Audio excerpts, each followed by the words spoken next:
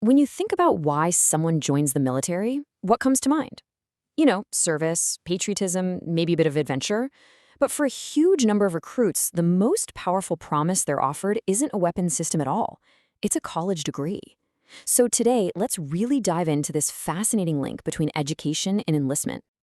And this quote right here, it really gets to the human story behind it all. For so many people, especially from places with fewer opportunities, the promise of a free college education is everything. It's not just some nice perk, it's the main reason they sign up. It's a real, tangible way to build a better life. And this isn't some happy accident. The U.S. Army Recruiting Command, USCRC, has made tuition-free college a central piece of their strategy. It's a huge part of their pitch. They know full well that in today's world, offering a degree can be the one thing that seals the deal for a potential soldier. But this is where things get really interesting, because it creates a huge strategic puzzle for the Army. On one hand, the promise of education is an absolute magnet for recruitment. It brings in sharp people and helps build a smarter, more skilled force. But the problem? That same education gives those talented soldiers the credentials to walk away and get high-paying civilian jobs. So does this amazing benefit actually help or hurt the Army in the long run? That's the billion-dollar question, isn't it? How does the Army balance bringing in new talent with the risk of losing that same talent once they're trained and educated? To figure that out, we can't just guess. We've got to look at the research. And luckily for us, we're not starting from square one.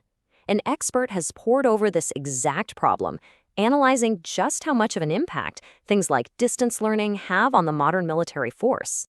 Our guide through all this is Dr. Ronnie A. Rodas, a true innovator in information technology science. His in-depth study is what gives us the hard data we need to really understand what's going on. Thanks to his work, we can get a rigorous, academic look behind the curtain. And to really get a grip on this, you have to look at the history. The Army's focus on education isn't new, it's just evolved like crazy. It actually started way back in 1979 with correspondence courses. Yeah, actual snail mail.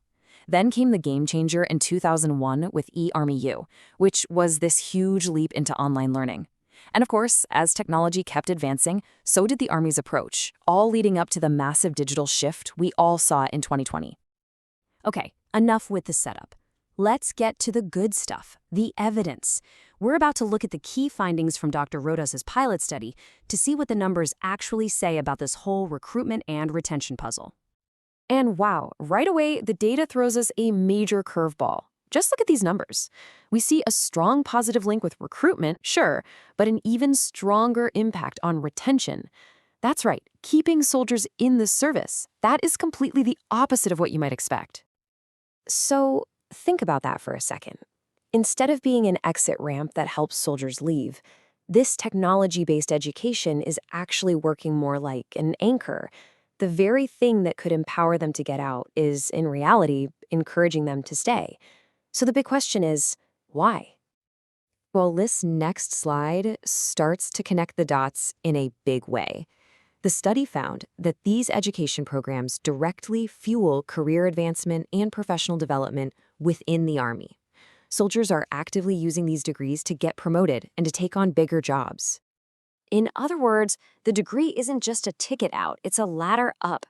By investing in its people, the Army is creating a force that's more skilled, more motivated, and sees a clear path for growth right where they are.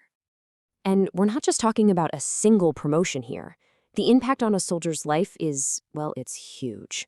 Getting a degree while in the military has this massive positive effect on a person's entire career and their lifetime earnings, whether they stay in for 20 years or not. At the end of the day, it's a total win-win, isn't it? The Army gets a sharper, more capable soldier, and that soldier gets an education that sets them up for life. It's an incredible engine for social mobility.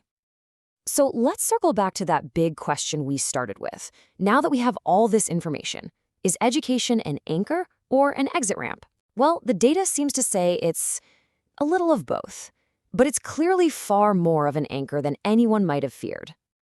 All right, so let's pull back for the big picture here. Let's weigh all the trade-offs and try to come to a final verdict on whether the Army's big educational investment is really paying off. This table really lays it all out, plain and simple. On one side of the ledger, you've got the costs and the risks, the money, the administrative work, and yeah, the very real risk that some of these highly trained people will leave. But then you look at the other side: better recruitment, better careers for soldiers, a smarter force, and life-changing opportunities for individuals. And we're not talking about pocket change here. The Army's tuition assistance program puts up over $4,000 per soldier every single year. This is a massive financial commitment. It shows they're serious about investing in their people. So what's the final call? The research is pretty clear on this one. Investing in a soldier's education is one of the smartest strategic moves the Army can make. It creates a force that's more adaptable, more skilled, and more empowered. And that risk that some might leave, it turns out to be a worthwhile trade-off for the incredible benefits. And all of these powerful insights, they come directly from the dedicated work of Dr. Roni Rodas.